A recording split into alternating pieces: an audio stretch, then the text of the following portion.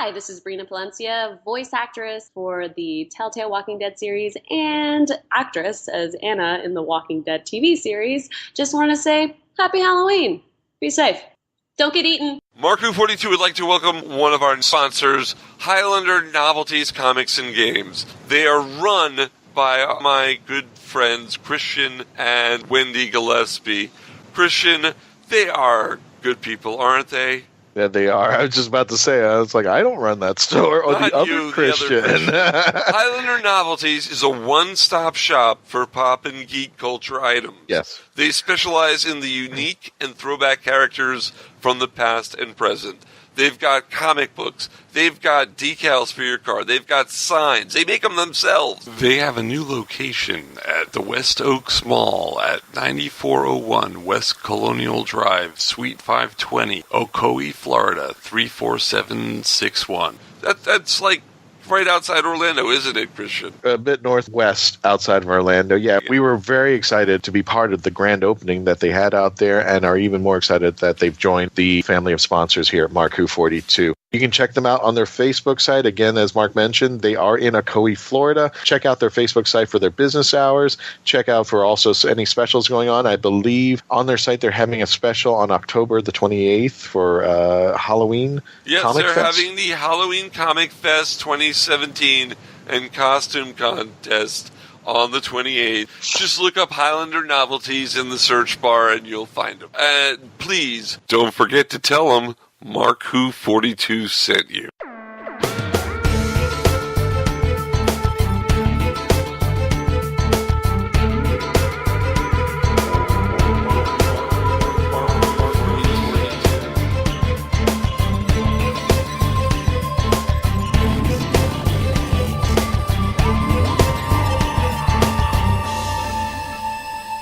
Welcome to MarkBOO42's Halloween Special 2017. Woo! Oh, we're so scary.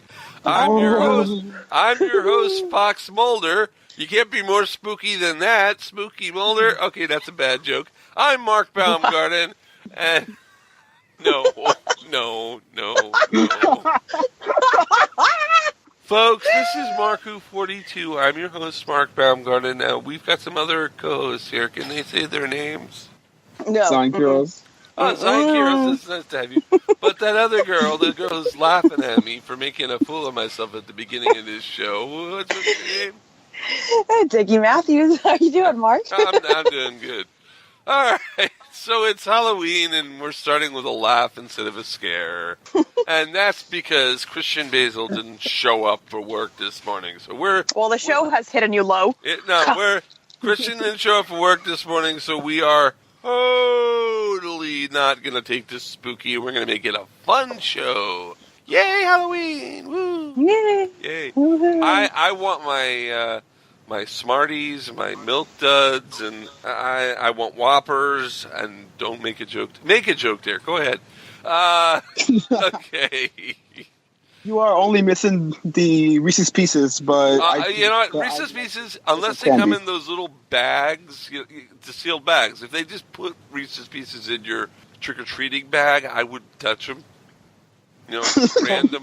Oh, you could always go a step further and take Reese's Pieces, Skittles, and M&Ms and mix them together, and that is the scary challenge right there. What are you going to get? God. Yeah, so that's awful.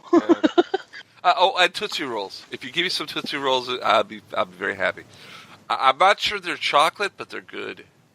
I don't know what they're made of. We don't know what those are. Are those plastic? Oh! And I've been handed a thing of Smarties. I've got Smarties in my hand. It is a happy Halloween, folks. Hopefully it'll work. Oh, she said hopefully it'll work. Oh, no. Okay, gang, we've got a great show for you today on our Halloween episode of MarkBOO42. Woohoo! It's going to be fun, exciting, and scary. It's a scary show today. Ooh, I am the Count Markula. See, it doesn't work. Let's see how many times. Let's count how many times Mark got burned by Randy today. 1, 2, Oh, no, you are not the Count. I get it. Count. Oh, we're in. You see, you have kids, so you're doing Sesame Street. I got you there, Iggy. I got you. All right. Oh, okay. We've got more of our lovely segment, Who's Listening, with Chris Baggott and myself. And we've got, well, you know what else we've got? We've got...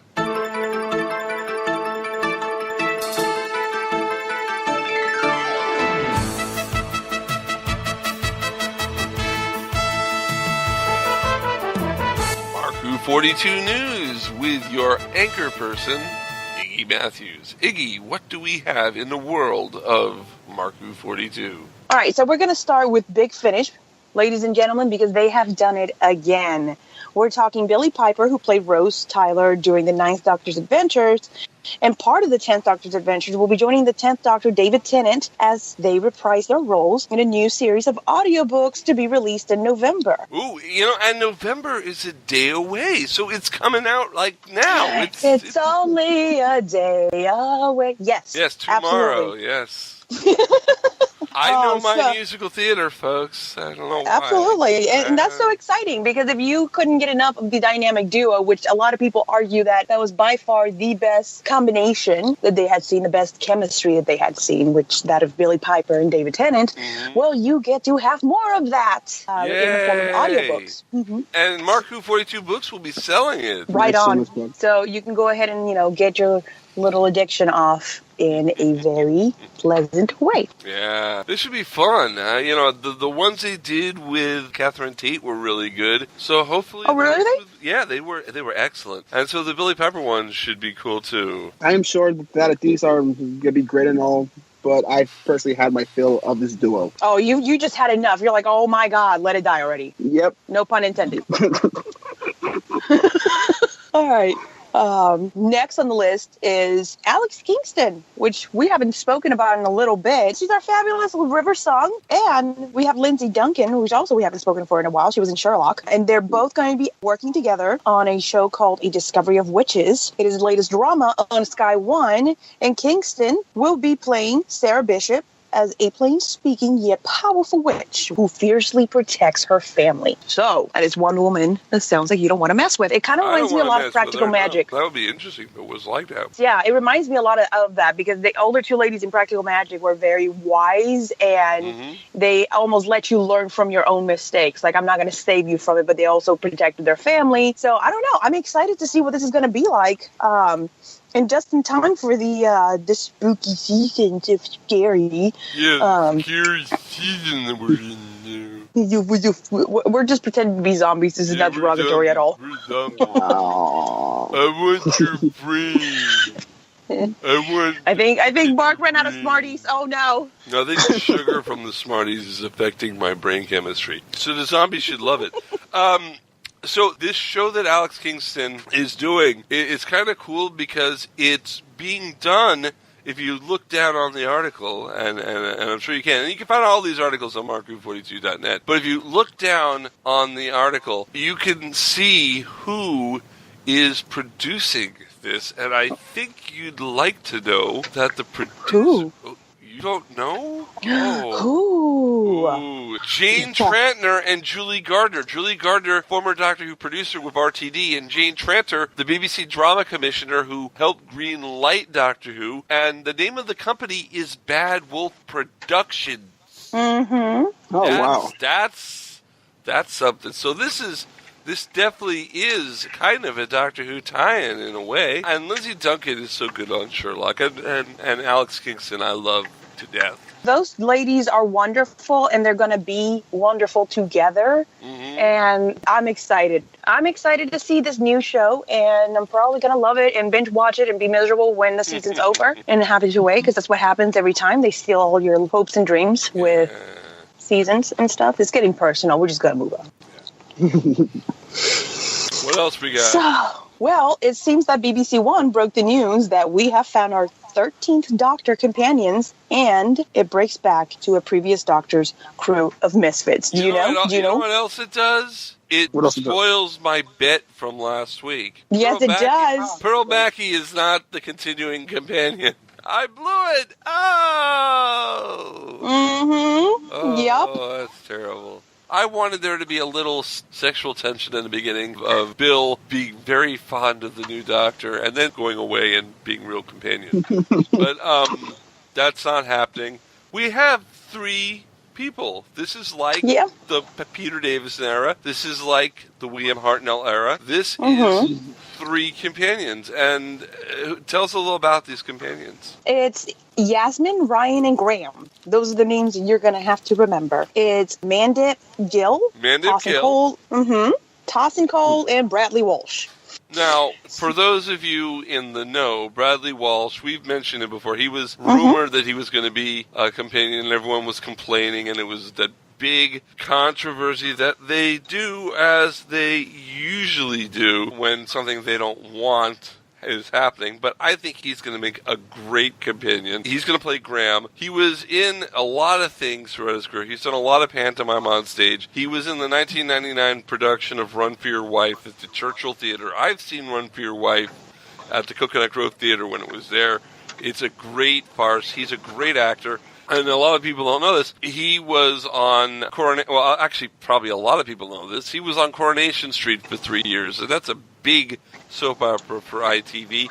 He was on the Sarah Jane Adventures. He was a cop on Law & Order UK. His partner on the show was Apollo from Battlestar Galactica. So, I mean, he's got street creds. Peter Davison and Freema Agyeman were in that show with him. So he's definitely going to be I think, a great companion. I am much more curious towards Walsh's role because he's an older companion, and we haven't really had a companion yet in New Who, minus Will. All I'm asking is that if they're being chased by monsters, and he has to say, the chase is on.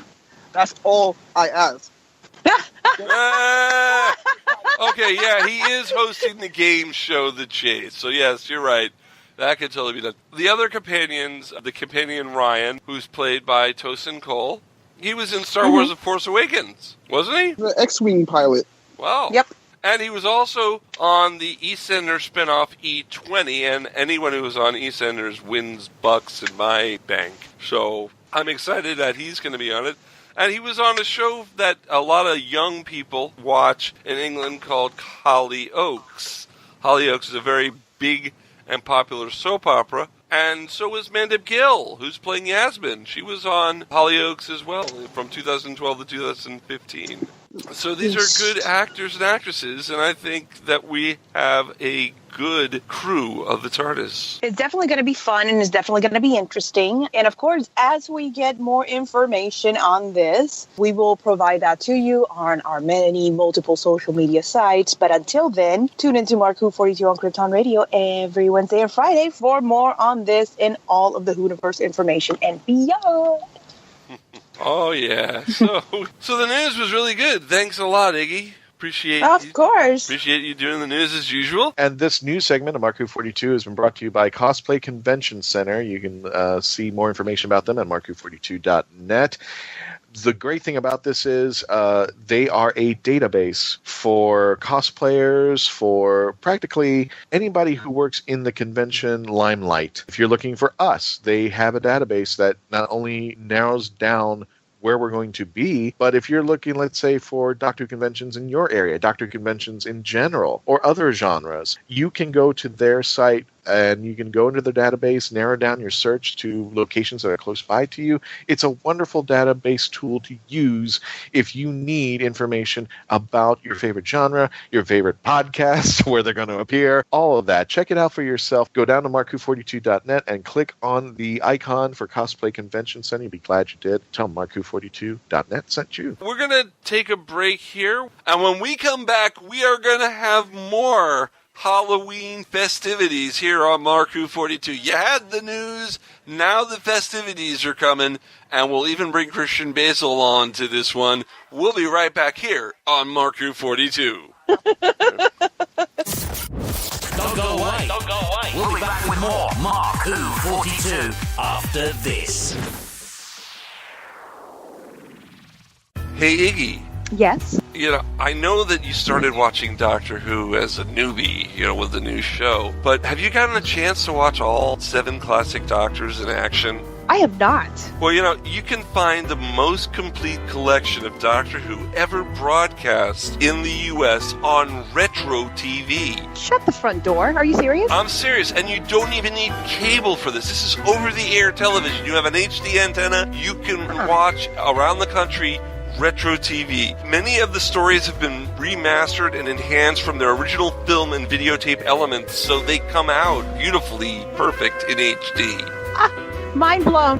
It's free. You just have to go to your TV and find retro TV, and you can watch all the great Doctor Who. They show 2 episodes Monday through Friday, and they show more than that. I think I shall get my pajamas and my Ben & Jerry's then. And recently they've added new stories. Not new stories as in they made new stories, but new stories that they haven't had in rotation, such as several Patrick Troughton tales that weren't on before. They're adding them to them. So there's more to watch because, those new stories became available. Web of Fear and Enemy of the World. So they've added things like that. Oh my, I'm excited. So don't forget to go and look for Retro TV and watch Doctor Who. You can go to RetroTV.com and look for their schedule for exactly when Doctor Who is on in your area. I'm logging in as we speak.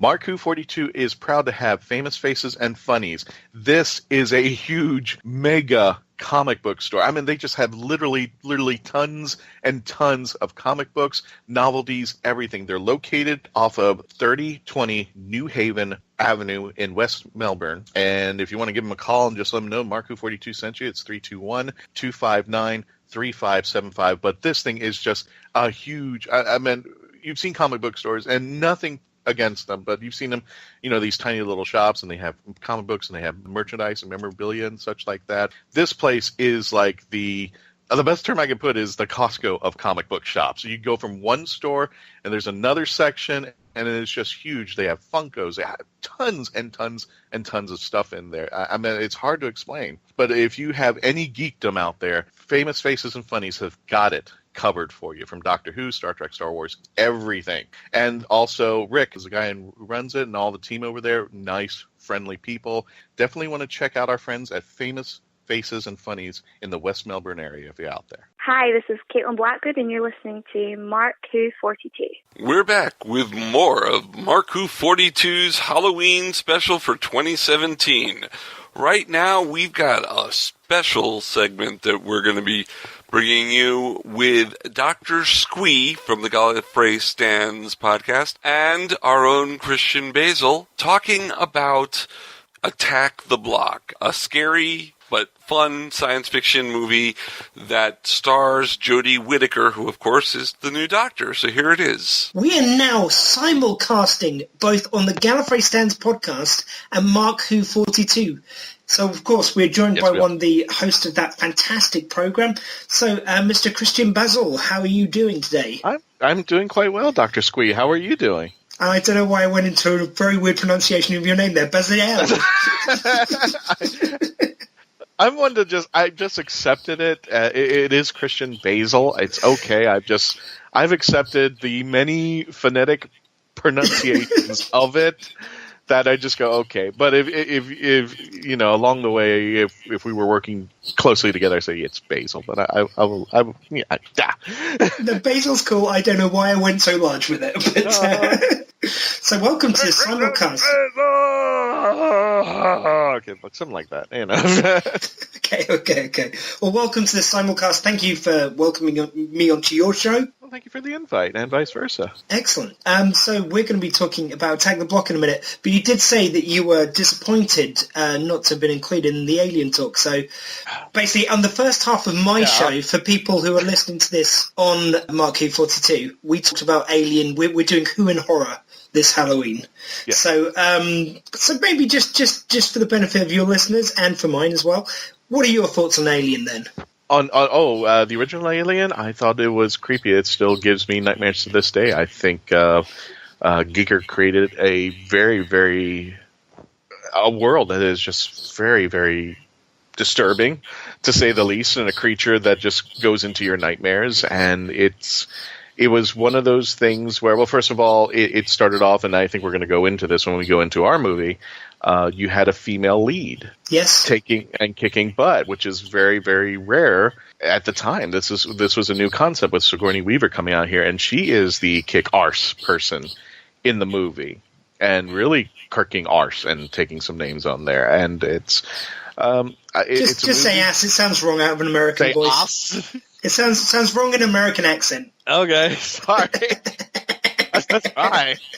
I want to appease the people, but she just kicked ass, and she took names, and it was a movie that I thought was very, very. Growing up, I didn't know much about other like horror movies, but I mean the few that I saw at the time, that one really, really, just left that emotional scar that I see it again, and I have to like. People who watch Doctor Who have to cringe behind the sofa every now and then and go, okay, I hope that monster's not really seeing me there. Well, it's a really nice example also of how the snake eats its own tail a bit, because I'm sure, I can't say that it was Doctor Who was a direct influence on Alien, but Doctor Who certainly influenced so many movies throughout the years, and kind of so many people who wrote about space, especially coming here from England. And I think that then, you see so many elements in Alien which maybe bled back into Doctor Who later. So you see things like the chest burster and the, not the chest burster, the face hugger even, which then kind of may have a descendant who appears in the Peter Capaldi Last Christmas special. Yeah, if you want to call it that. Yeah, the face. I think they even make a mention of it, and the Capaldi makes a joke about it. He goes, aliens? That's what you call it? It's like, no wonder they hate you. Or I don't remember the joke that much, but no wonder everybody hates you. Well, I thought that was a wonderful way of sort of taking the sin off it. So if you mentioned that it's quite like Alien, it's kind of okay that it's quite like Alien. Yeah, it's cute. And was it David Troughton who gives a line? Yes. It's just poor guy. he just has this horrible character throughout the storyline, and I feel bad for David. I was like, this is the character they gave you? So anyway, 2 Troughtons have been in the series, 2 of his sons now. Can indeed. Yeah, you can indeed. So anyway, we are now going to get on to Attack the Block. And it's kind of, I'd love to say I did this on purpose and it was all vision and everything, but the kind of similarities do stack up between these films in a lot of ways. So you've got a female lead, yet quite an ensemble cast as well. Right. You've got, it's obviously sci-fi and horror in both films. Mm-hmm. So it's kind of a nice little theme we've accidentally stumbled into here. It's funny that you should mention that, because the whole reason I even watched the movie at all was because I saw the previews and I saw Nick Frost in the movie. And that's what attracted me to watch Attack the Block. I was like, okay, this is a Nick Frost movie, so it's got to be, it's got to be the humor and the fun that. But unfortunately, there's no Simon Pegg, and those two are very, very wonderful when it comes to comedy. They really take off on each other, and it shows in developments with Shaun of the Dead and Hot Fuzz, movies like that. Now, my favorite one is Paul, which is a spoof of the sci-fi, which is kind of a spoof and a homage at the same time to the world of sci-fi and conventions and stuff. I really enjoy those movies. I've got to admit that one isn't my favourite of theirs. I mean, it's enjoyable, but and Kristen Wiig is fantastic. But I really enjoyed the kind of Cornetto trilogy. They're kind of my favourite of those two. Okay. Working together. But the thing I love about this film is, like, over here certainly at the time, and I don't know if any of these kind of stars had kind of made it. I'm doubting if they hadn't made it that much over here if they had in America. But pretty much Nick Frost was the selling point at the time. But you've got kind of Jodie, who's now obviously been in Broadchurch and is soon to be in Doctor Who. John Boyega, who went on to be in Star Wars, for God's sake. I mean, the amount of people who went on to be big names. Franks Gramez. Well, I'm going to fail to pronounce his name now. That's okay. But the guy who's now in Legends of Tomorrow. Yeah, he also appeared in The Flash, and he's in Legends of Tomorrow. Yeah, it seems it seems kind of weird that I kind of say there's an acting pool in the UK, which we mentioned on our show on MarkBOO42 that the BBC likes to recycle actors. So you'll see something, and the running gag at one point was that if you're in Doctor Who, you have job security because you're going to end up on Harry Potter and vice versa. So at least if you're going to want to end up on one series, you'll end up on the other. And I think they had something like, I'm not exaggerating, I think between 30 and 40 people who've gone back and forth between them. That doesn't surprise me. Yeah, and I think it's the same thing here, where Jodie Whittaker, who's now Broadchurch fame and now will be Doctor Who fame. I guess Attack the Block, that's pre-Broadchurch? Or is this going in line with it? This is pre-Broadchurch. Well, it's 2011. I'm just going to further search my iPad. I think it's somewhere in there. I think, they just had the third season, which was just recently this year. 2013 Broadchurch started, so that was 2 years later. So this is before that even happened, before she got escalated. And if you want to hear something funny, this is a side note. We were doing some talks at conventions down here in Florida, and I had mentioned Attack the Block, and my wife Christy comes up to me and she goes, and I forgot I had done this, but I might have been the catalyst as to why Jodie got Doctor Who. Okay. I said off the cuff, and we'll go into it some more when we talk about it. I told my wife, I said, it'd be great if they do go female, she will be it. I said that, and she reminded me years later. She goes, we were watching that movie, and you said that, and said, that's the girl who's the new Doctor. I said, oh my God, I forgot I had mentioned that at all. So when you said it, it went into the ether. It went into the ether. It probably, it went into the space and somehow ended up in Chris Chibnall's brain. And one, the stars align one thing rather than another. Bah, there we go. Jodie Whittaker is the 13th Doctor. Okay, well, the one thing I did remember when I talked to, it was kind of you and Mark, I spoke to both of you about kind of talking about this movie with me originally, because I just remember when I was on your show, for some reason Attack the Block came up, and I know it was a divisive film amongst your podcast. Well, I know that John Adams, a friend of mine, John Adams, he said that he liked it, John Reed Adams. And I didn't. But that's good. That's good. Yeah, and I know that's not a popular view because I know this got accolades and awards and such like that. I was just following up on the movie, reading up on it, where it came from, the idea behind it and stuff like that. And I just said, I just didn't like it. I just couldn't get with it. And in fact, do you want to go ahead and talk a little bit more about that, or just hit an overview about it? Yeah, I mean, I like the fact that we can do point counterpoint, because I did like the movie, so I kind of quite like the fact that I've got someone who didn't so much, so we can sort of see what did and didn't work for each of us. The whole reason why I even got into the movie was because I saw Nick Frost was in the trailer. Yeah. And I finally got, I think it was on Netflix that we watched it over here, and I have to like the main characters. I really have to have an attachment to them, and if I can't get an attachment to them, I change the channel. And I was not liking the gang that was out there. I didn't like the characters, except for Jodie's. Well, let's talk about the kind of gang side of it, because I know what you mean. When I first kind of was watching it, I wasn't sure what kind of direction it was going in. Right. How they were going to come together, or were they going to be sort of two separate people? Was it going to be the gang and Jodie, or were they going to come together?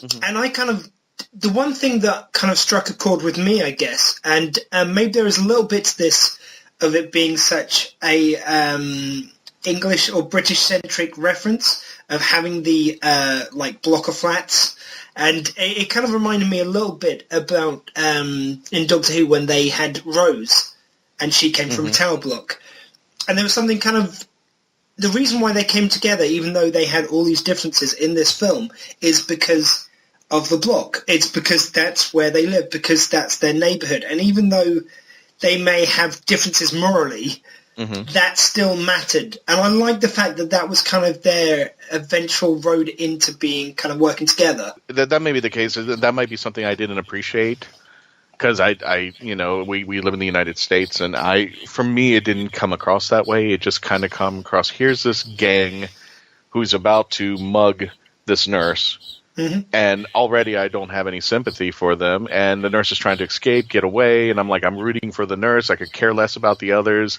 And as the movie progressed, I was hoping the monster would take out all the other guys. I just didn't. Maybe I didn't see it in the movie as much. I just didn't latch on with any of the characters in the gang. I didn't get along with Pest. I didn't get along with Dennis. I didn't get along with Jerome or Biggs. I thought there was some cuteness. And I didn't feel the attachment for Moses, even though he did, at the end was going to commit the sacrifice to do everything. I think that's where the movie led up, but I just could not feel the dynamic of it happening. The movie didn't give me what I needed to do. It felt like it was really detached. It's almost like riding a roller coaster and you're jumping from one track to another. Right. You're not getting the smoothness of what's going on. It just felt broken up, and it didn't feel like attachment. And I know that's not going to be a popular reference with everybody, but this is just my opinion on it. And the whole reason why I even stuck with this movie was for Jodie. I wanted to see how Jodie came out of it. I wanted to see how she defeated the aliens and what happens with the gang. So I did feel at the ending, it did catch on to the ending, but I think I wanted more between Moses and Samantha. And I don't think I got enough of it. And I don't want to get into too much of the weeds on this point, but they're kind of I think there was something for me that I just recognized of how, she was an NHS nurse, and she was kind of obviously, it's kind of unpleasant to see a character like that being mugged in the film. Right. But kind of there was something I kind of got about perhaps as a middle/working class white woman in the culture that we do live in, and in London especially, maybe she got more advantages than they did as kind of maybe slightly disadvantaged black youths, for want of a better term. So I kind of I wonder if that was kind of a purposeful note in there, is that even though they're not maybe as likable characters because of their actions, maybe I just wonder if Joe Cornish was going for something there, with the positions they were in. Yeah, I don't know. I like you said, you probably see the movie from a different perspective, and some other people who would see the gang side of you. I didn't. I was looking at the Jodie's side of you, because she was the innocent one. I think maybe if there was another way, instead of mugging her, maybe they all ended up in the room somehow, and they were trying to get out. They were being typical teenagers. Maybe the mugging was what I had a problem with, because I kind of lost my respect for it. It doesn't matter, because it didn't show me some great strength. It showed me why I didn't like these characters, okay? And then they're coercing her to help.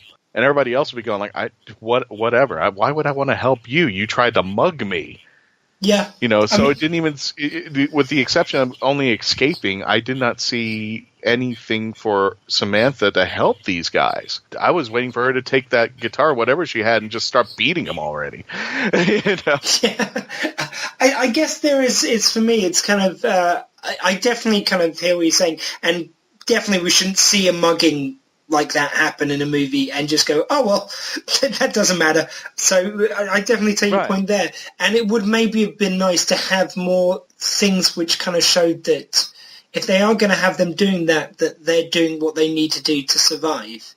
Right. Maybe kind of they brought more of that element in. Maybe you have more sympathy for them, and maybe I've kind of written stuff in that isn't there, kind of, because I think, again, I'm sort of doing my own writing here, I guess, to a certain extent.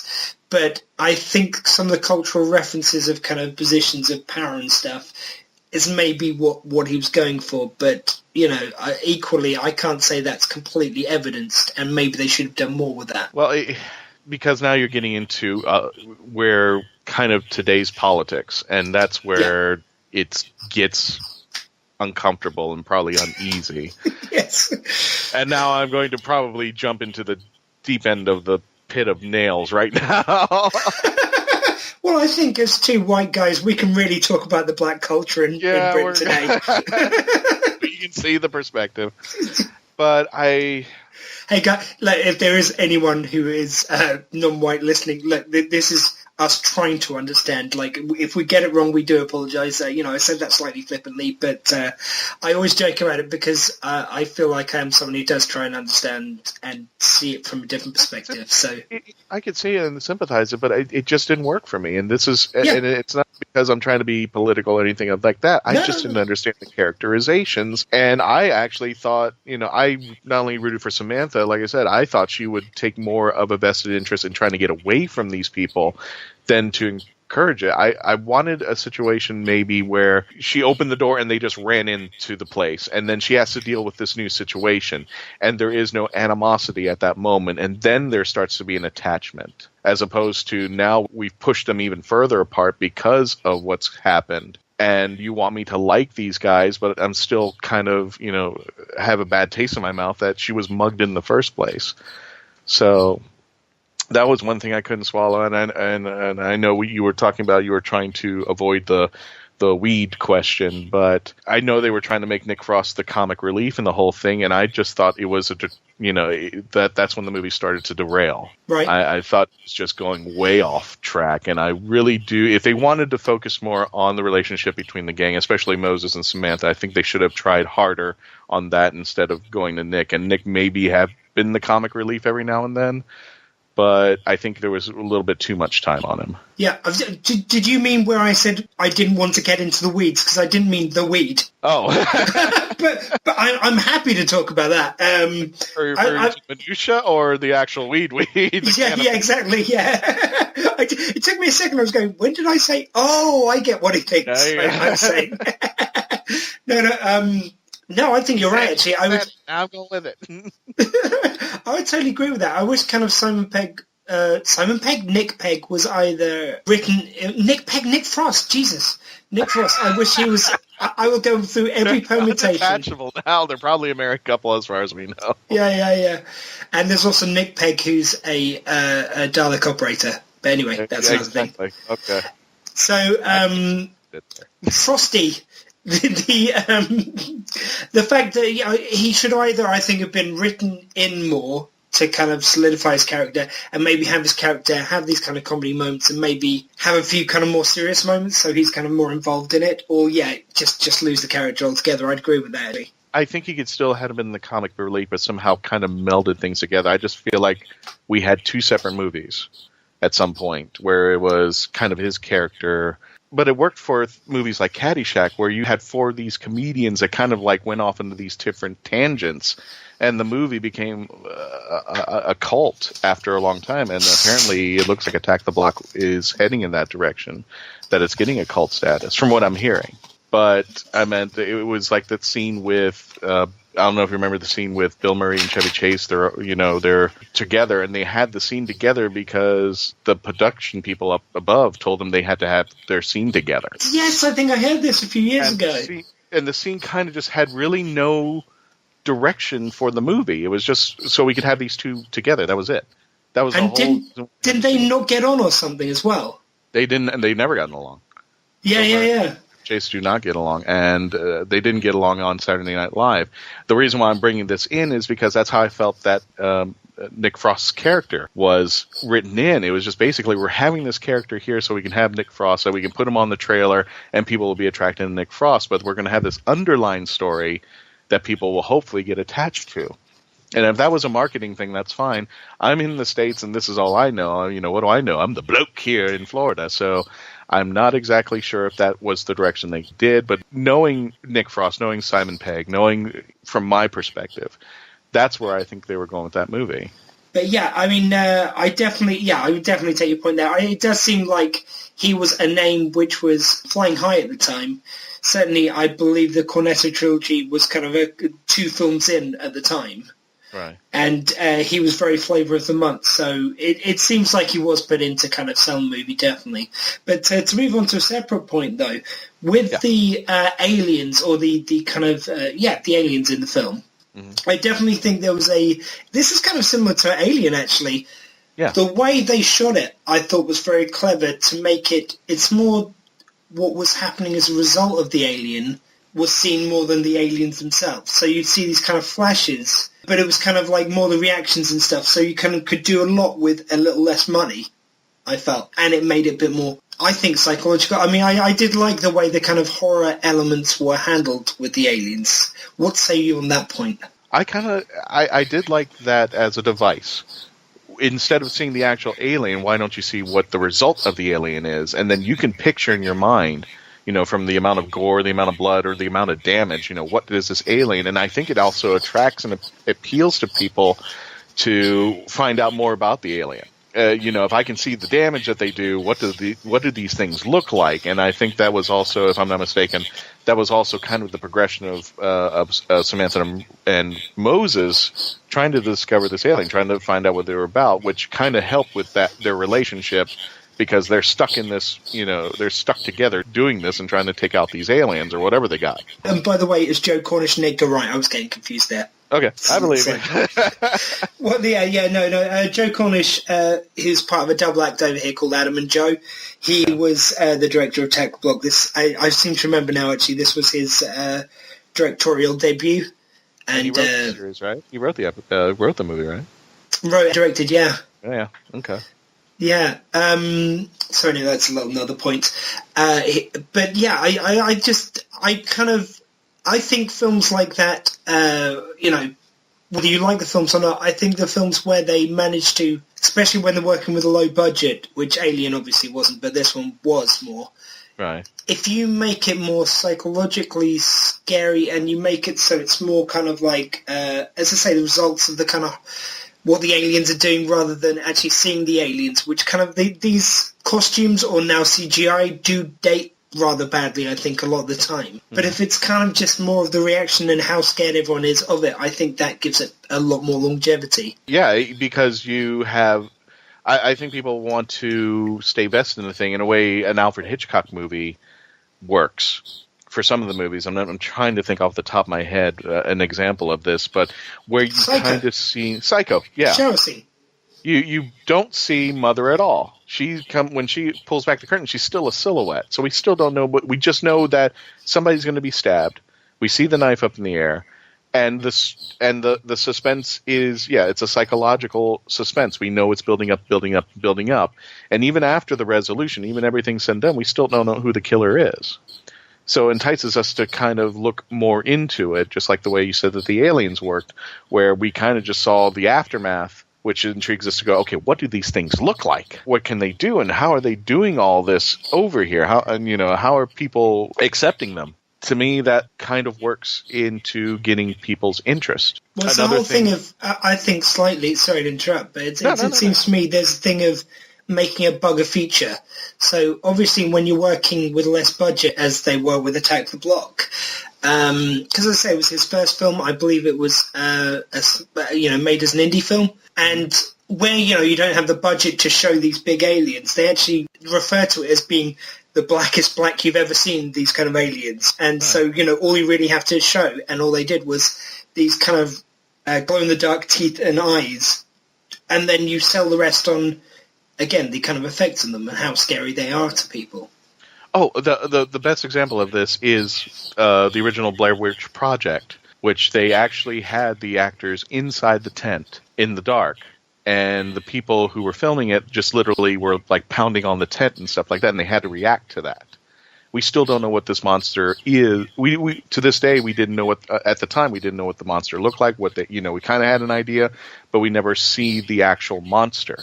But because of the way that the acting was and the way that people had reacted, we were intrigued by what the hell is that? And I think because of the psychological effect that it took on people to want to know and understand more, because they're getting scared out of their minds because they have a connection to the characters themselves. Have you ever been in, going camping, been somewhere in a small confined space and something around you is happening and you have no control over it and don't know what it is, so your mind plays havoc with you and kind of throws images at you or what potentially could be around you.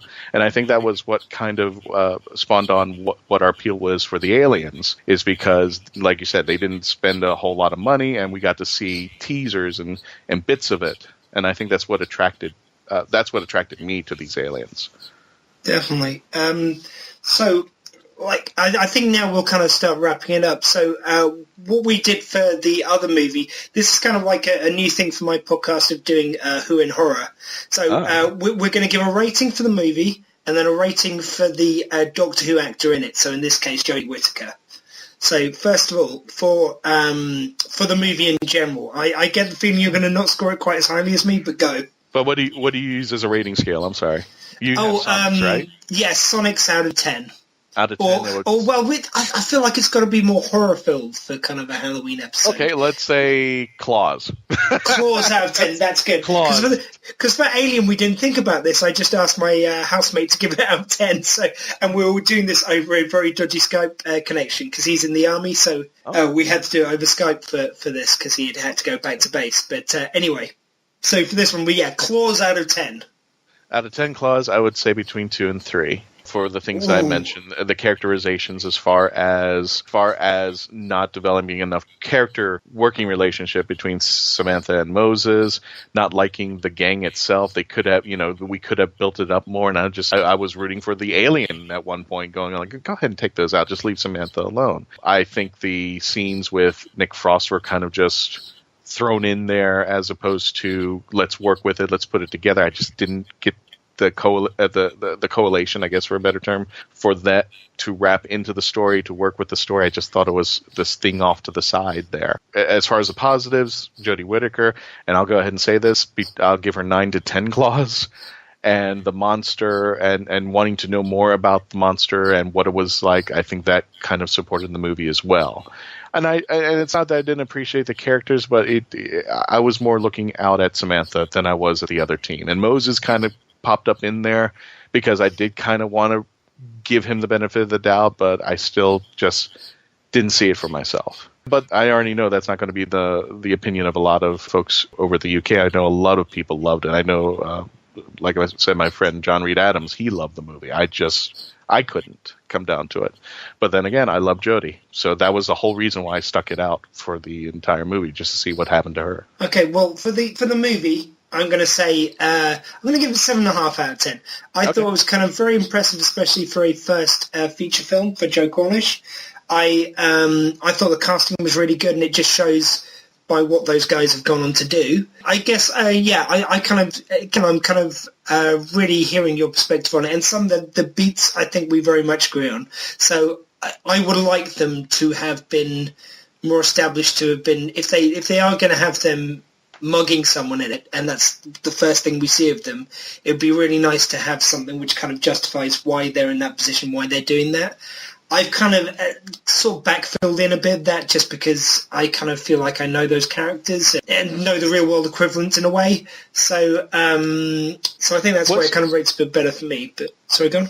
No, I was going to ask, I don't remember, and it's been a while since I've seen the movie. Was there kind of a redemption for Moses, for Samantha? Sort of. Was there even an apology? I think if I saw that and a little bit of strength to it, then I could see, okay, I know what's going on with your... I may not understand your life, but I can appreciate it. And I know you've dealt a bad hand, but I know you're doing good now. I feel like they did it a bit, but not enough. So at the end, basically, they were all kind of, because they're working as a team, they kind of, I think there's, I'm trying to remember now, I think there's moments where they kind of try and sacrifice for each other, and, they're each willing to be the one who has to die in this scenario. And then at the end, kind of when they're getting taken away in handcuffs, the whole community comes together.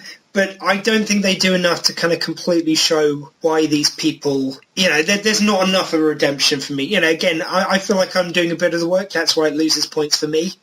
But I feel like there's a suggestion that they're perhaps doing what they need to do, even if it's not out and out said. So, yeah, I kind of take your point very much as well. But for Jodie herself, though, what kind of clause do you give her? 9 to 10. I thought I mentioned that earlier, but yeah, I was. Oh, sorry. No, you're fine. I don't know if I mentioned it. I forgot if I mentioned it earlier, but you were mentioning how you felt about it. I didn't hear your claw rating for her. Oh, okay. Yeah, it was between 9 and 10 because she was the reason why I stuck it out with the movie to begin with, and I did like Moses a little bit, but like I said, I needed some redemption in there for me to accept his character a little bit more to make it so that he's the hero and that I could appreciate his position when he does his final sacrifice, or not the scene where he jumps. I think he jumps out the window or something like that, where he does the final scene, the climactic scene. Then I could appreciate him more. Then I could see okay. And then when Jodie decides not to turn them in, then I know I would have had a better connection to it, but I just didn't. Do you think this gives us any clues? I think it does, to how kind of Jodie might play the Doctor. Because for me, the character definitely shows a lot of empathy. And I've said before, I think something that would be really interesting to do, seeing as we have got a female Doctor. I think every Doctor obviously highlights certain character traits the Doctor already has. So why not, if you've got a female Doctor, women are known to have, by and large, more empathy. I think that would be a nice thing to highlight, and I think she shows that in this character. How about yourself? She does. I mean, she has the dynamics. I'm sure when I was mentioning that, I said, if they do go female, she would be perfect. She had the dynamics of the comedy, those moments where the Doctor puts his foot, or he or she puts his foot on the ground.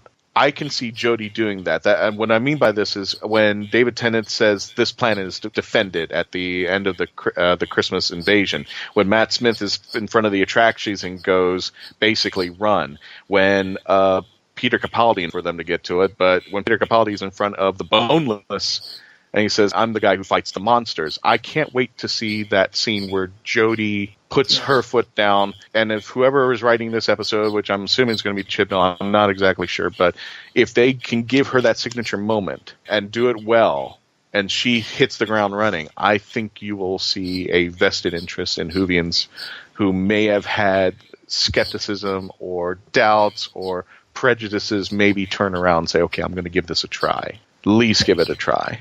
Well, I couldn't have put it better than that. Christian, thank you very much for joining us. For the listeners of MarkBOO42, thank you for putting up with me.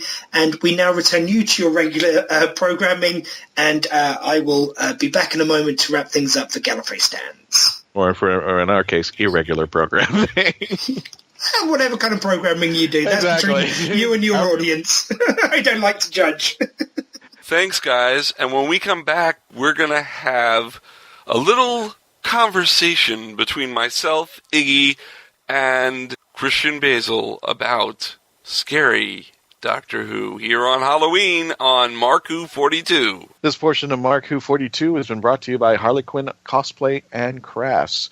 You can go to our site right now, MarkBOO42.net, and click on her icon. Make sure to use promo code MarkBOO42 for free shipping of any of her cosplay images and merchandise. And you will see Amelia Poole, yeah, that's her real name, Amelia Poole, who runs the site.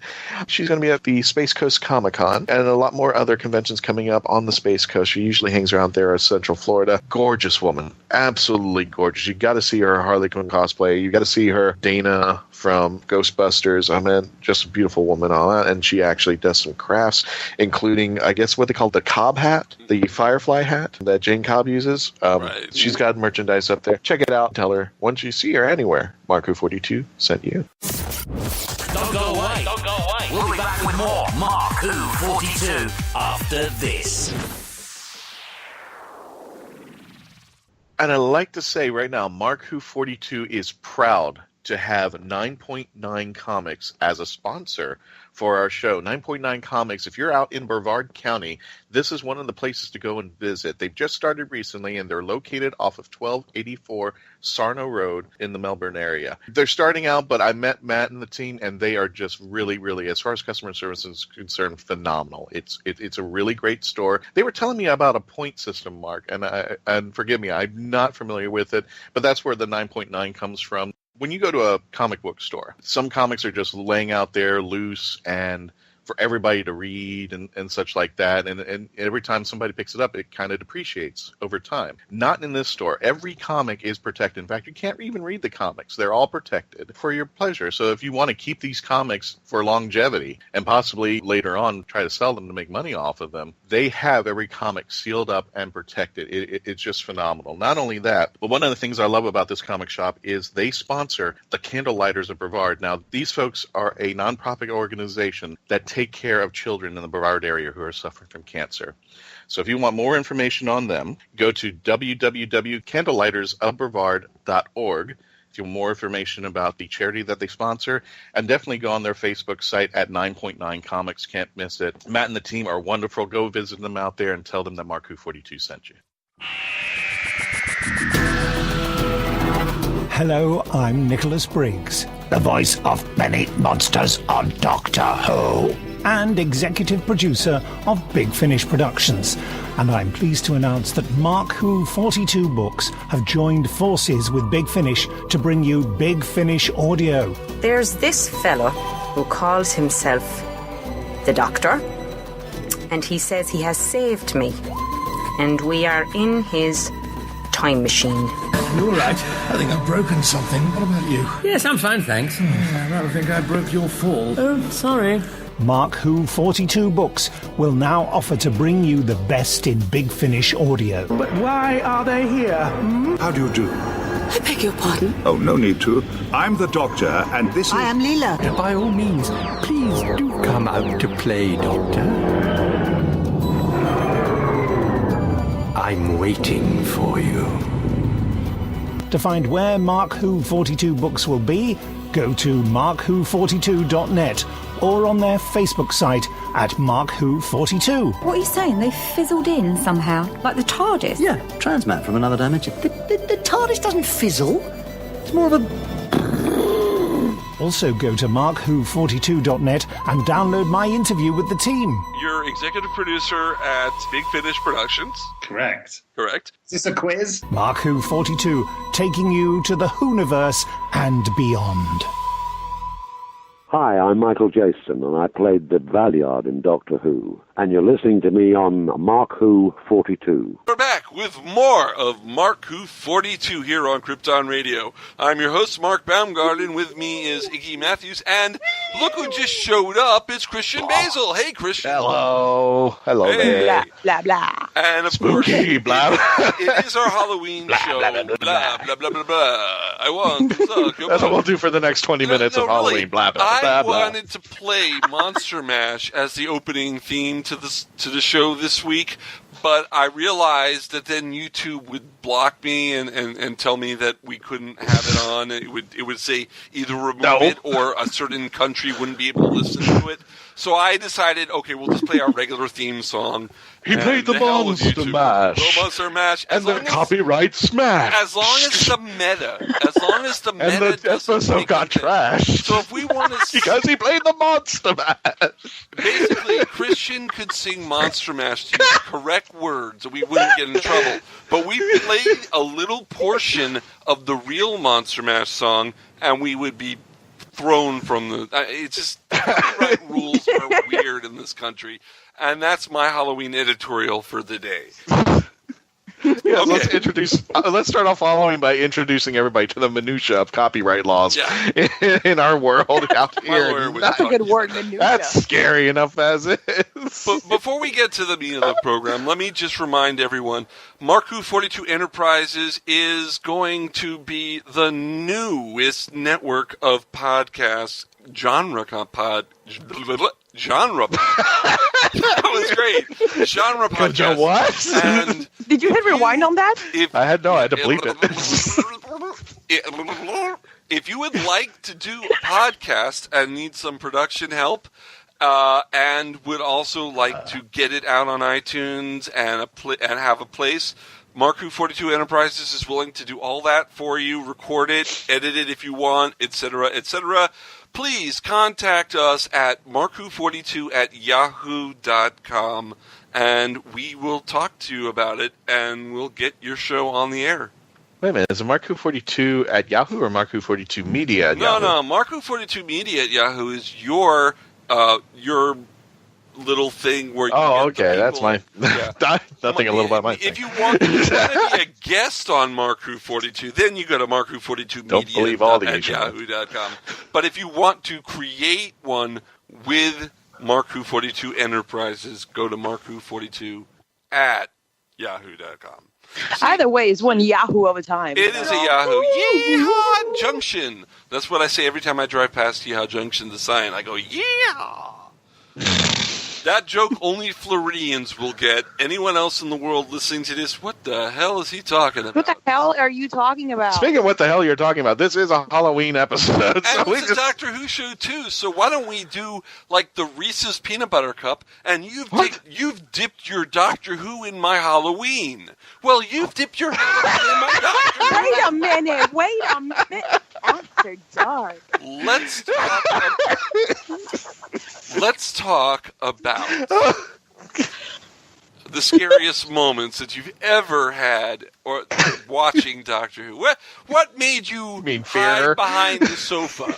What made you hide behind the sofa? That's what we're going to talk about on the last election. The last election made me hide behind the sofa, and it's making a lot of people continue to hide behind the sofa. But we can't talk about that right now because the investigation is ongoing with the FBI, and we don't want to get involved.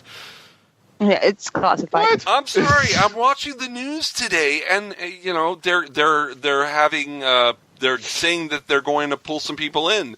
So there's going to be some arrests made or something. I don't know. So much for the Halloween episode. We're now political talk. Scary.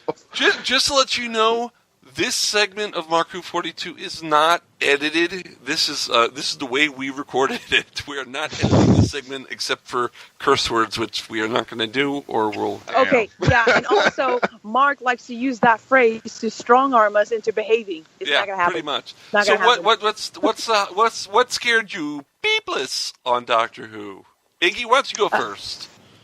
Well, there's 3 that immediately come to mind, but I would have to say for me, it's not so much that the monsters are scary. They're really not. Up until the Doctor explains to you why he's scared and why he doesn't like them, because it makes sense. Because it freaking makes sense. Okay, and one of them is the Vashti Rudies. That's what I call them. Okay. Oh, the Vashti Narada, yeah. Yep. Okay. Those little Narudi guys. They didn't seem so scary, okay? And then the Doctor's like, no, well, they exist because people have an irrational fear of the dark. But that's the thing. It's not an irrational fear because anytime that you're in the dark, there's something else there with you. And immediately I leaped up and I'm like, I flippin' knew it. I knew it. That validated everything. I knew it. Have you been to the Upside Down? To the Upside Down? That is my life. Okay, that's all I wanted to know. Yeah, Stranger Things started this weekend. It's really good. We've seen the first 2 episodes. But yeah, that is it's going to be a while before I watch that one. That is a scary concept. You're right, Iggy. Christian, what scared you beepless on Doctor Who? When I saw Fear Herd, I said, did they really make this episode? Okay, that actually that scared the hell out of me. That ties in with You know what was under the sheets? A big old plot hole.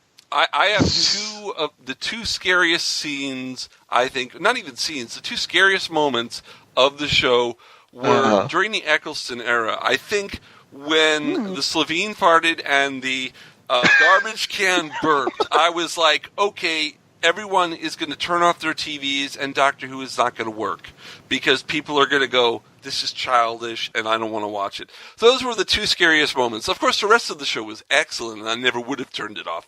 But those were the 2 moments when I was like, yeah, the mainstream public is probably going to have a field day with this. I don't know if we're going to have Doctor Who next year. Yeah, those were the scariest moments.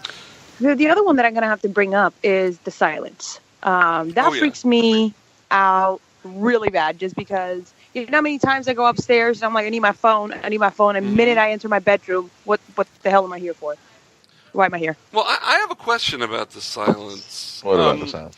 In the episode that they premiered, when the silent kills the woman in the restroom in front of Karen Gillan's character. Why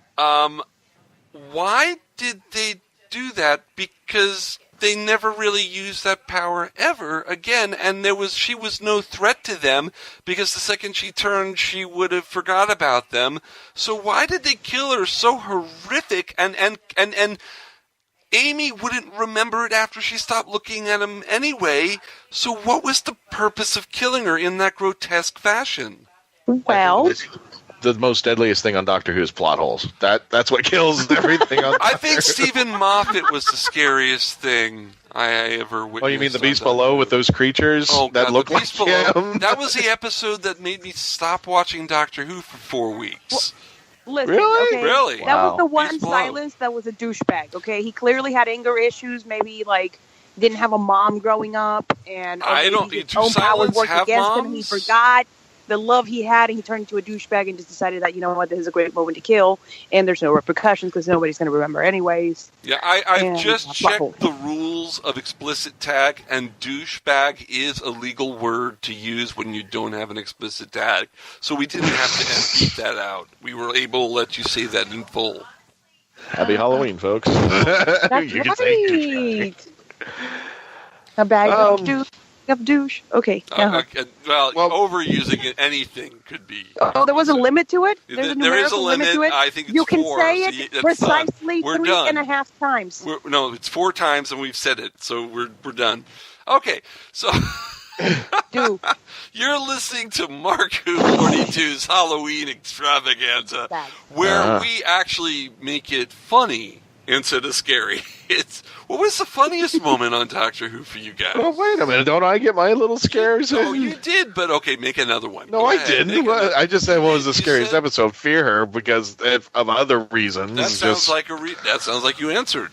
But if you want, well, thanks to Moffat and Blink and every episode with the Weeping Angels, they've kind of moved up. And like I said, when we tour the conventions, I can't go to my my Home Depot or my Lowe's in the garden section without looking at that little cherub who's just looking at me. Oh my God! Yes, the Manhattan episode. I can't just walk around the garden section anymore without like staring at it and making sure I'm like 100 feet away, and I'm like, oh, that thing moved, and it's staring at me.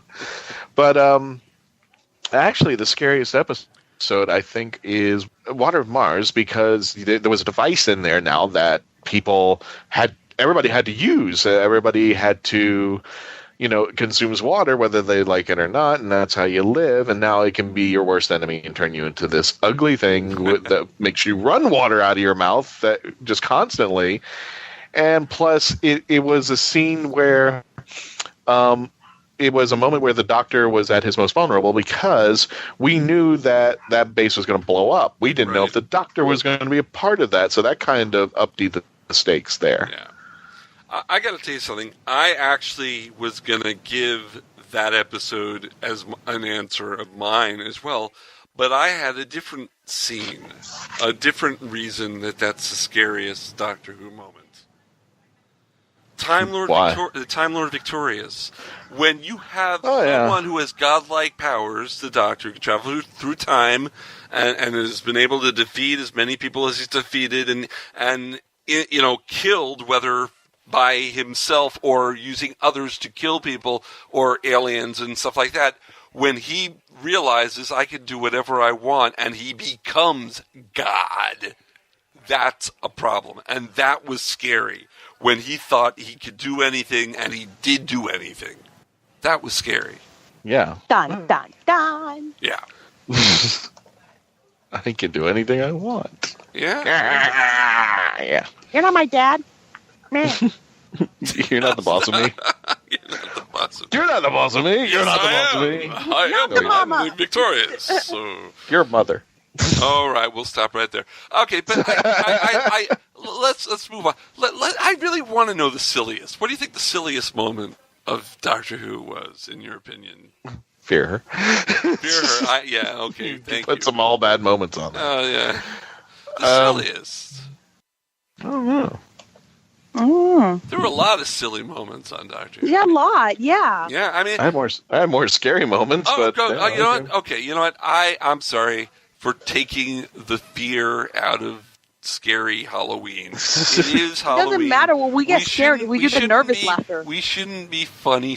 We should be spooky funny. So go ahead. Make some more spooky moments on Doctor Who. Go ahead, Christian. Make my whole day ruin. Ruin my whole day. I don't care. Ruin it. Be scary, folks. What the hell did I get? Very scary, folks. Cosmic bunny hole did I fall into? Well, I was going to add midnight to the scare list. Ooh, midnight was scary because it's dark and there's no light and the moon above and the politics blah, of the blah, night. The worst Dracula accent I've ever heard in my entire life. I am not supposed to be Please stop. Dracula. I am the character from Second City TV. Stop. Okay. Stop. Only Leslie Nielsen's allowed to have a bad Dracula accent. You don't follow. I am Bela So Midnight- Lugosi. I am not who bad you say. line. Okay, go ahead. So Midnight was because, first of all, the Doctor was dealing with an enemy that controlled him and not the other way around. I mean, the closest thing, and I could probably throw this as one of the scarier moments, is Sutek. But Midnight seemed Sutek, good answer. The moment where the Doctor had lost complete control of everything, and here's an enemy that could take him over and manipulate people to mimic him and vice versa. And at that one point where the people were about to throw him out, and he goes, that's it, if they throw him out of there, he's dead, and he's stuck with this monster outside, and there's no coming back. And the least, I guess I wouldn't say the least important, but somebody who took initiative and said, we got to rescue him. This is wrong. Here's how we're going to end it. And I don't even remember her name. I feel bad about it because the episode at the end, because did anybody remember her name? And I'm like, no, I don't remember her name. Typical guy. She probably never went to Cheers then. Because everyone would know her name. Where everybody knows your name. That's right. There, I got my silly. I got my silly for Halloween back. Yeah. Thank you very much. Okay. Okay. But no, you bring up Sutek, and that was a very scary character. If we go classic series, that is one of the most scary episodes. I'd rack that up with Brain of Morbius as well. It was pretty scary. As a young person watching it now, it was creepy. It was, they were evil, and evil is scary. Just watch Supernatural and find that out. Sutek threw down and basically made the Doctor his B. Yeah, for one time, a monster actually made. Yeah, the Doctor was somebody's biatch. Bit him, and now he has an itch. Something like that. Yeah. Yeah. Something like that. It finally got turned around in the end, but I mean, at one point he was his biatch, and there was nothing he could do, and nothing he could change to make that happen for a while, and he had to accept all, But at the end of Pyramids of Mars, it finally got resolved. But describing his cold marriage. Okay. They weren't married. Men. Oh dear me. All right, where were we? Okay. Yeah, exactly. You're still listening to MarkBOO42. They are? I would have left. I dare you. No, we're having this fun because it is Halloween, and trick or treat. This show is coming to you on Halloween. We're coming to you a day before we premiere on Krypton Radio because it's Halloween, and you should definitely enjoy a great Halloween, good trick-or-treating. Are you dressing up as anything this year with your kids, Iggy? Well, I was thinking about going as a Pez dispenser and dressing them as right, little we talked pets. about that. I forgot. Yeah. Because now the whole Incredibles thing is out the window. I just had to have another kid, so that whole idea is shot. The Incredibles could get a new kid, Baby Man. Well, they haven't released the sequel, so the world may never know. Yeah. But We've only just been waiting an eternity. Christian, are you going as anything? Nope. No, realistically, no, we're staying home and. Are you going to hand out candy? We're going to hand out candy. Yeah, we're staying home. We're going to hand out candy. What do you have? The good stuff. I'm bored. I'm just asking him anything. Good candy? Go to Christian I'm glad I'm boring you. house and get good candy. If you come to my house, you'll get candy, but I won't be here because I'll be working. I'm working tonight on Halloween. Guys, what would trick or treating be like in Colorado? Oh, everyone would be going, hi, man. Hi. Trick or treat. Hi. You put that one bowl out and it's gone in 5 seconds. No, I know people who are going to go trick or treating in Colorado, so that's we'll have them on next week's show. No, we won't. We were, but they forgot. Yeah, something about the munchies. They needed the munchies, the candy. They got couch locked. Yeah, it's all right. Something like that. Anyway, yes, folks, you I have have no caught idea us where we're out. going with this at all. This was MarkBOO42's Halloween Time Killer. We had a great interview for you that did not come the way we wanted it. So we decided to put a little Halloween cheer in this episode and fill it. And we brought Chris Shit in because he's one of our resident funny Halloween guys. cheer. I love Halloween cheer. Okay. It's the opposite of April Fool's horror. Yeah. Okay. So we just thought we'd ramble on, but don't go away because we actually do have a real segment of the show. We have the next installment of Who's Listening, where we review Big Finish audios, and it's going to be a doozy. In fact, this one will be a two-parter. We'll start with the first part this week, and next week on the 200th episode of MarkBOO42, we will complete the review of the item in question. And to find out what that is, stick around. We'll be right back with more of MarkBOO42. Blah, blah, blah. Blah, blah, blah, blah, blah, blah. Don't go away. Don't go away. We'll be back with more MarkBOO42 after this. Hey, Mark, are you busy? Well, I'm kind of doing my podcast right now, honey. I want to show you this website. I saw these cool things at Florida SuperCon, and the website is www.drwhocrystals.com. You know my birthday's coming up. It is. Let me type that up right now. So do you see this? They are laser-engraved crystals with pictures of the Doctor in the TARDIS. I want one for the living room. I've always wanted to have a TARDIS in the living room, but I've always been afraid that it's going to look like But, these look really good. I mean, they're 100% crystal, and it looks like Peter Capaldi. And I know that at Florida SuperCon, these guys, because I did meet them, and these guys got the rights to Peter Capaldi's likeness. They've had the likeness of the first and second Doctor. They've made them. You really want one of these? Yeah, I've heard that they work closely with the BBC to get the pictures just right, and we really have to order one. It only weighs about 3 pounds. It's a real thing of beauty, okay? It looks elegant, and you have to check it out. Their website is www.drwhocrystals.com, and they are so affordable, Mark, that I want one for my birthday. And then, in a couple of months, the holidays are coming up. Get one for me then, too. You got it, hon. Jamie Engel is an award-winning author of science fiction and horror novels and stories. The Toilet Papers, a book that she wrote, is a collection of short stories ranging from 50 words to more than 5,000 to match your bathroom needs. But here are some other facts that you may not know about her. She cosplays Marty McFly Jr., Wonder Woman, Garth from Wayne's World, and Trinity from The Matrix. She speaks to kids about bullying and to authors about writing and marketing their books. She once owned a body shop, managed a hip-hop band, and danced at the Aloha Bowl halftime show. Wow, that's really cool. But without coffee, the world would end. So definitely you should read some of Jamie Engel's work, and you can if you go to her website, therighteangle.com.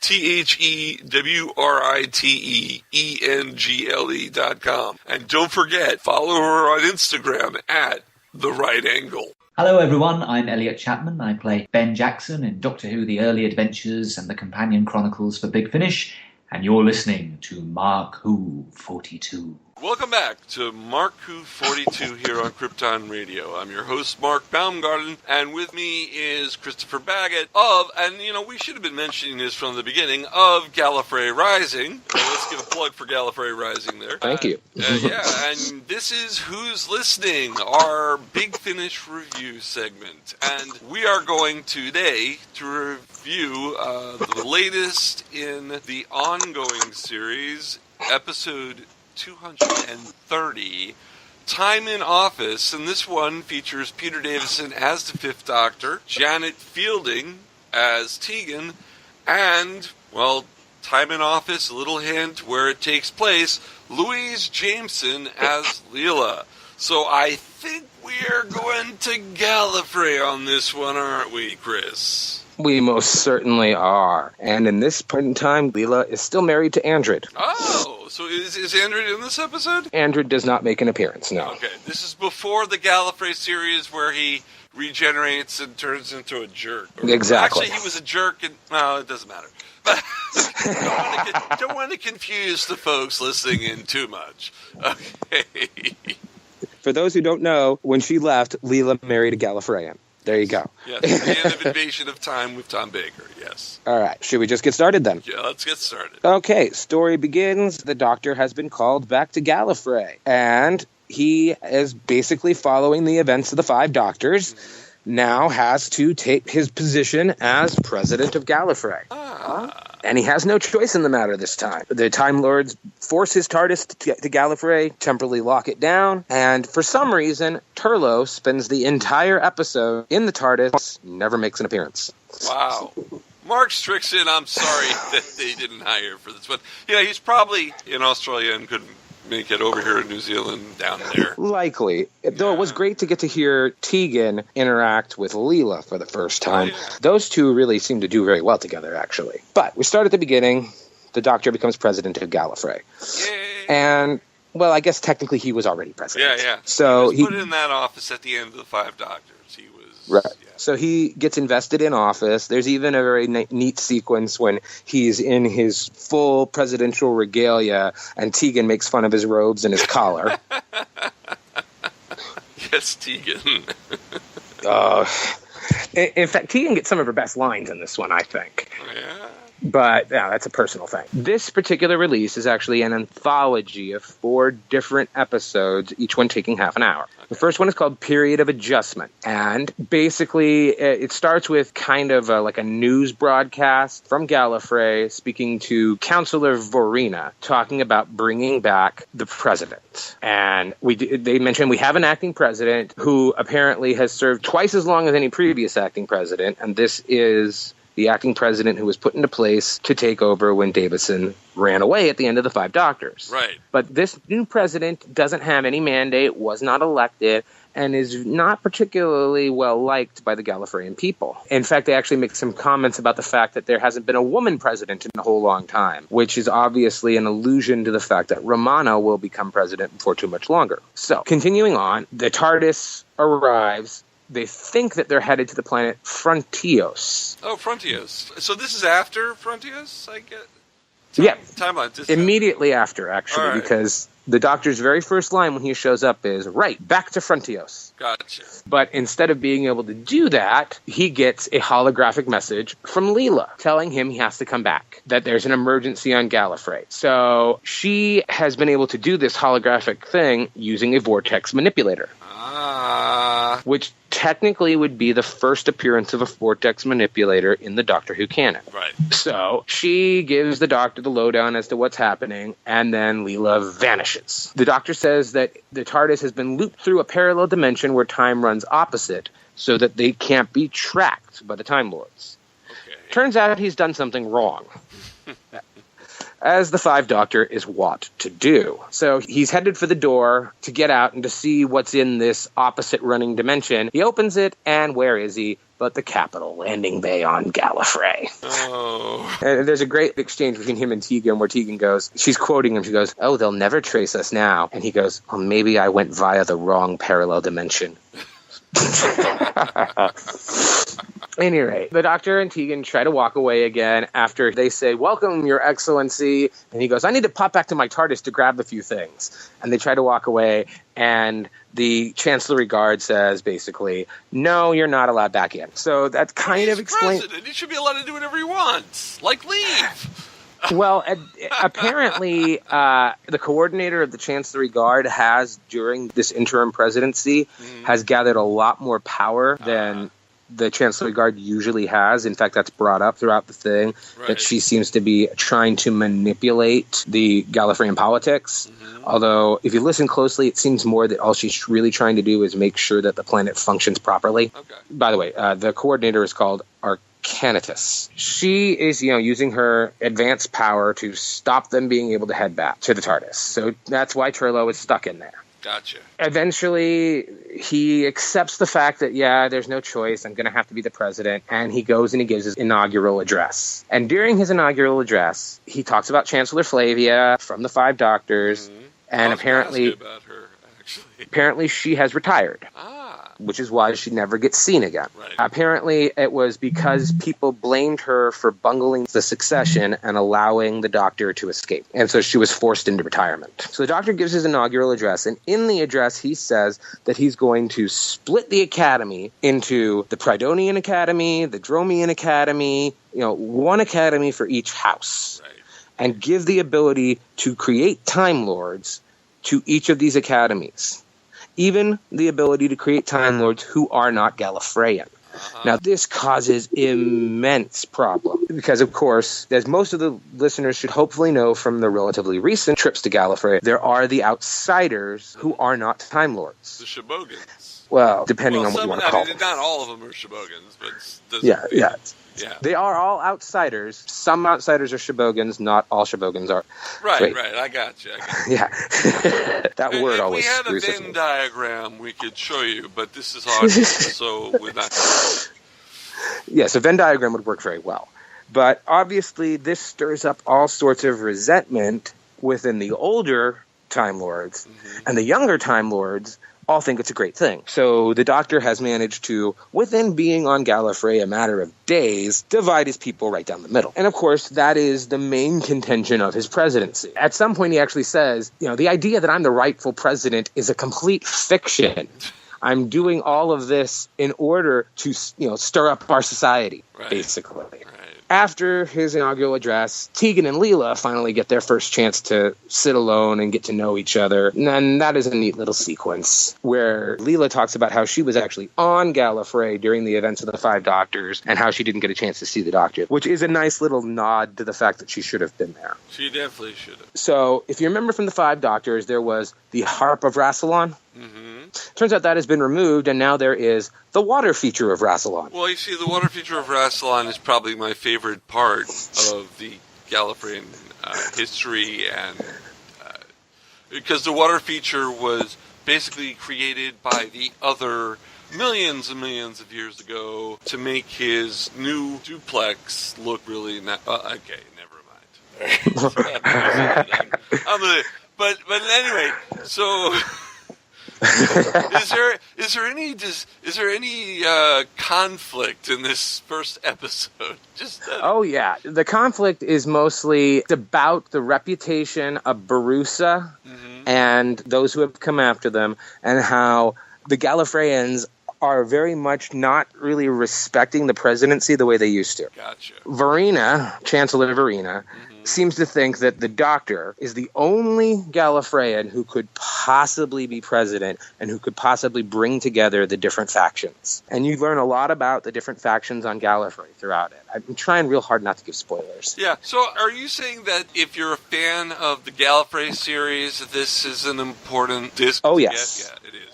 Yeah, if you're a fan of the Gallifrey series, this is as important as the Armageddon Factor, which is what starts Gallifrey off. Basically, this is a prequel. Okay, I like prequels. Prequels are good. So we don't give spoilers, so we don't ruin this for everyone. Let's just give a bit about the other stories in this. In the second episode, Past Indiscretions, there is a battle raging on the planet Jorella 9, which is a fairly primitive swords and bows, but somehow this has to do with some allies of the Gallifreyans. Now, I'm not entirely 100% clear as to why these people are allied with the Gallifreyans if they're so primitive, but basically their planet is being invaded, and the Doctor has to come up with something that, Gallifrey can do within the tenets of Rassilon. He has to go give a ceremony, which was supposed to shore up his images about those who aren't, clear about his appointment, because there are still some Gallifreyans who remember this war that occurred just a few decades before, which has never been mentioned previously, that involved these allies. And now that it seems like this particular war might be about to break out again, the Doctor is supposed to try to make everything okay, kosher, cool between the groups. It doesn't really work out that way. When does it? Now, the thing is, these are other Gallifreyans who live on this planet, despite the fact that they're primitive. They can still regenerate. They're just not Time Lords. They don't have access to the vortex. In fact, there's a point where the Doctor asks about how old the people who rule their planet are, and he's responded to with, some people don't fritter away their regenerations as recklessly as you. Because let's face it, he did fritter away those first 5 pretty quickly.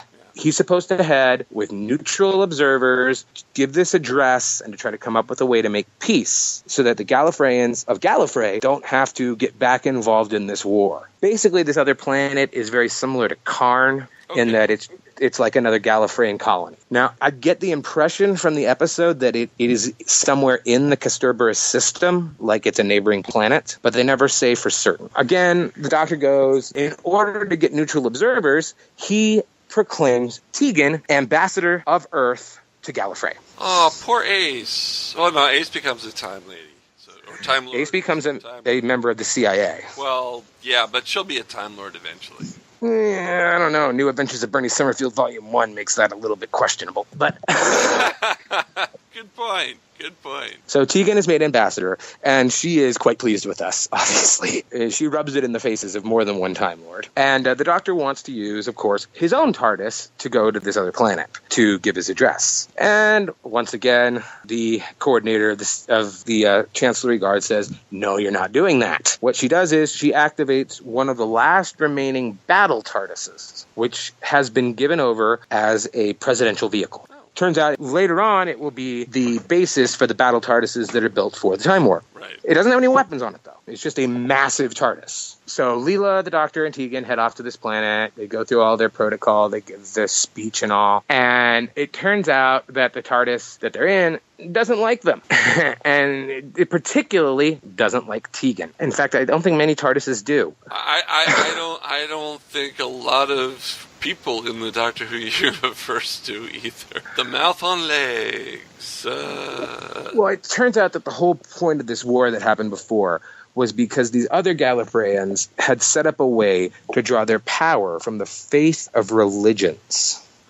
And they'd set up religions in their name across the galaxy. And those religions had caused wars throughout the galaxy. These people are called the Aramessi. Now, they did not like that when the Aramessi came to Gallifrey to try to set up another religion, homeworld. So that was when the war happened. Trying to push a policy of non-intervention. They won the war and pushed the Artemisi back to whatever planet they came from. However, over the millennia, all of the religions that have been set up in their name have died out except for a handful. So they have almost no power left, which is why, despite the fact that they keep acting like gods, they cannot win the war that they are about to try to start, which is why the Time Lords have been called in. This gets very confusing. It seems to be confusing. And you know what? Just like the old show in America in the 70s, confused you won't be after the next episode of 42. Because we're going to talk about the third and fourth stories in Time in Office next time on MarkBOO42. You've been listening to Christopher Baggott, and of course I'm Mark Baumgarten here, and we'll be right back after these messages. Don't go away. Don't go away. We'll be back with more MarkBOO42 after this. The voice of Christian Basil, take one. Hi, I'm Christian Basil, and I would like to provide my voice for all your voiceover needs, such as... Okay, like an announcer. Like a what? Like an announcer. For all your voiceover needs, such as animation, radio, announcements, introductions... Now an old man. I can even record voicemail for all the Meshuggahs that call you. A pirate. Arr, and it won't cost you a lot of treasure for me services. Arr. Creepy movie voice. Just call 407-761-2679. 407-761-2679. Or email voiceofchristianbasil@yahoo.com. Well, how was that? That's a wrap. Yeah, so this is Kevin Sharpley. I'm just a little bit out of sorts because I walked into this phone booth, and the next thing you know, I'm on MarkBOO42. I just don't understand it. How did this happen? Welcome back to more of MarkBOO42, the Halloween Special. Ooh, scary folks. Oh, the ghouls and the goblins and the monster bash. It was a graveyard smash. All right, whatever. Yeah. Hey guys, don't forget, all our sponsors on our show would really love for you to check them out. You could get all the links on the MarkBOO42.net site. You can also, go to where we told you to go to in our commercials. It's time for our convention report. And, we've got some conventions coming up, guys. Mm-hmm. Yes, we do. Yeah. In just 1 week, Who 5 is happening. Long Island's Doctor Who convention taking place at the Hyatt Regency on Long Island in New York from November 10th through 12th. It will have Fraser Hines, Katie Manning, Waris Hussein, the first director of Doctor Who, Sylvester McCoy, Lala Ward, John Leeson, Michael Troughton, Barnaby Edwards, we've had him on our show, Ingrid Oliver, we've had her on our show, and also, I think his name is Paddy Hawkins, the guy from MarkBOO42. He'll be there doing some panels and doing some interviews. Hopefully we'll have some of those interviews on later show. So go to Long Island's Doctor Who convention, Who 5, at longislanddoctorwho.com, and you should go to this thing. It's going to be a great convention. I've wanted to go. I'm so jealous of Patty for going to Who. Then, a couple weeks later, we've got Claremont Comic Con. Oh, Claremont Comic Con, run by the folks of Florida Geek Scene, who are one of the people who carry our show. They are having guests Bob Layton, Rob Hunter, Matt Santorelli, and those are comic artists and writers. They will also have people like Alex Soviek, Martin T. Piero, a wrestler, I guess he's a wrestler, Simon Grimm, and MarkBOO42 Books will be there selling all our fun Doctor Who merchandise. And if we're lucky, maybe we'll have those Big Finish Billy Piper things. We don't know if they'll arrive. If they've arrived, we'll have them there. Right. Right. The week after, because it's Thanksgiving the week after, right after. Well, we're busy. So you have your turkey on Thursday, and then on Friday, you go to OrlandoCon 2017. Get those leftovers with you. Yeah, OrlandoCon 2017 is the new incarnation of Hurricane Who. It's no longer Hurricane Who and just Doctor Who. It's OrlandoCon 2017. MarkBOO42 Books will be there, and so will Pearl Mackie on Friday and Saturday only. Eve Miles from Torchwood and Broadchurch, Doctor Who, Merlin will be there. Gareth David Lloyd, our good friend Gareth will be there. Yeah. Matt Santorelli from DC Comics, and I just say his name a minute ago. And Jim Corkus, the Disney historian and author, will be there. The OrlandoCon 2017 is at the Hilton Orlando Buena Vista Palace from November 24th to November 26th. So definitely you want to be there. And Ken Spivey will be throwing the New Year's Eve Time Lord Ball 2017, which I, Mark Baumgarten, will be appearing. Christian should be there helping to sell at the MarkBOO42 Books. But we're going to have a great time there. It's at the Brass Mug at 1450 Skipper Road, Tampa, Florida. It's on Sunday, December 31st from 6 p.m. to 12:30 a.m. Kick in the new year with other Whovians. You will love it. The Ken Spivey Band will be playing. Other music will be playing. There'll be trivia. There is a panel that I will be on. There'll be dancing with live music. It's going to be a great time. Tickets pre-sale are $20 general admission, $18 for students and the military, because we salute the military and they shouldn't have to pay full price for what they... That's nice. Yeah, That's pleasant. It is pleasant. So these are the things that are going on for MarkBOO42 and going on for you, the fans, because we can't do this without you. MarkBOO42 Enterprises, the production company that I set up to do this show, is having an open call. If you are interested in doing a podcast but didn't know how, if you want to do a podcast on any subject, it doesn't have to be Doctor Who. It can be something, anything in the science fiction, horror, and comic genre, anything in our niche that we are all in. I will produce the show for you, and you'll be part of MarkBOO42 Enterprises. For more information, go to MarkBOO42@yahoo.com. Write me an email, give me your pitch, and maybe we can make it a real show. We'll get it on iTunes for you. We'll get it out there, and you will be able to have your own podcast as part of my production company. So, yeah, it's a great time for the fans out there in the Whoniverse. So, do you Most guys have definitely. any? Yeah, most definitely. Do you guys have any last words for Halloween? Watch a scary Doctor Who episode. Maybe read a scary Doctor Who story. Eat a lot of candy. Eat a lot of candy. I mean, the Smarties are long gone. I ate the Smarties a long time ago. What were you singing? What were you singing? Oh, it was a spin-off on the Hotel Transylvania. I think it's something along the lines of suffer, scream and cry or something like that. yes. Oh, I love it. Blah, blah, blah. Oh, you know what? Blah, blah, blah. I do not say blah, blah, blah. She didn't say blah, blah, blah. I want to suck your blah. It was you. Blah, blah, blah, blah, blah, blah. All right. Hey, guys, do you know what episode we just finished? 201? Yes. I wish you were right, but you're wrong. This was episode 199, which means next week is episode 200. The 200th episode of MarkBOO42. And We shall be back. you know what else is cool? It's also the 5th anniversary of the first week we dropped the first episode of this version of MarkBOO42. Oh, wow. So it's the 200th episode and the 5th anniversary proper of MarkBOO42. Wow. What? Expect something special. We do have something special.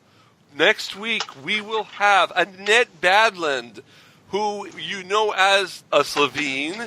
You know her as Babe on EastEnders and a whole lot of shows, Wizards versus Aliens. She's been on Outlander. That would be something up your alley, Iggy. Have you seen Outlander? I can explain.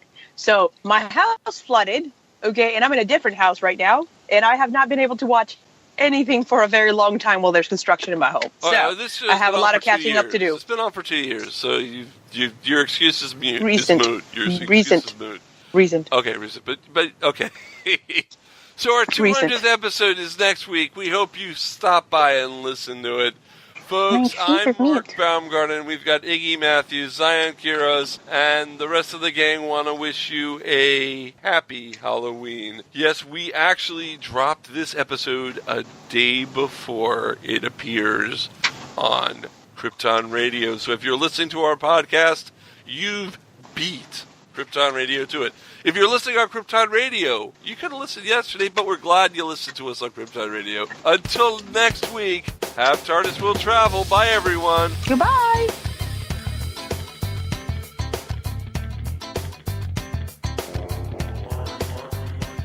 MarkBOO42 is written and presented by Mark Baumgarten, Christian Basil, Patty Hawkins, Iggy Matthews, and Zion Quiroz. This episode was edited, directed, and produced by Mark Baumgarten and co-produced by Christian Basil. Visit MarkBOO42.net where you can register and become part of the Hooniverse Army.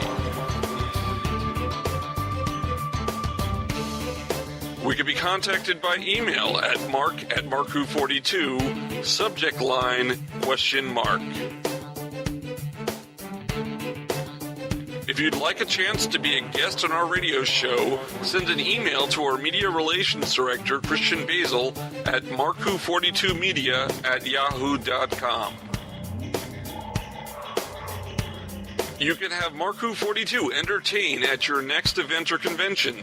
Go to heroesonhand.com/MarkBOO42. Space Coast Comics is a free monthly magazine found in over 120 locations currently throughout Brevard County, parts of Osceola, Volusia, and Indian River County in Florida, and available in Chicago. Follow them on Facebook to learn more.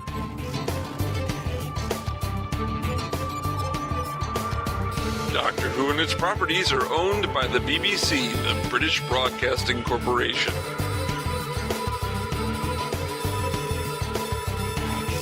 This show is owned and copyrighted by MarkBOO42 Enterprises, LLC, 2017. This is Krypton Radio.